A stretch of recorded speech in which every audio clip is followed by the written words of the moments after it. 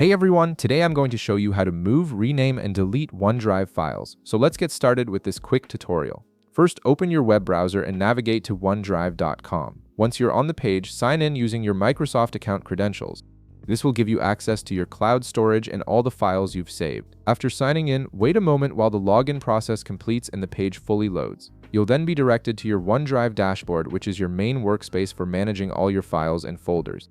Now, to get started with moving, renaming, and deleting files, look at the left side menu of your screen. Click on the My Files option. This will display all the files and folders you currently have stored in your OneDrive cloud storage, making it easy to locate what you need to work with.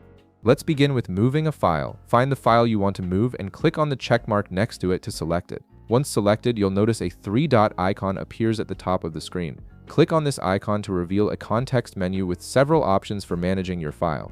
From the list of options that appears, click on Move To. This will open a folder directory window showing all your available folders. Simply browse through this window and select the destination folder where you want to move your file. Once you've chosen the right location, click on Move Here to complete the process. The file will instantly be transferred to your selected folder. Now let's talk about renaming files and folders. The process is just as straightforward. Click on the three-dot icon again next to the file or folder you want to rename. From the context menu that appears, select the Rename option. A rename window will pop up on your screen, allowing you to make changes. Simply type in the new name you wish to use for this file or folder, making sure it's descriptive and easy to identify later. Then click on Update to save your changes. Your file or folder will now display the new name you've chosen.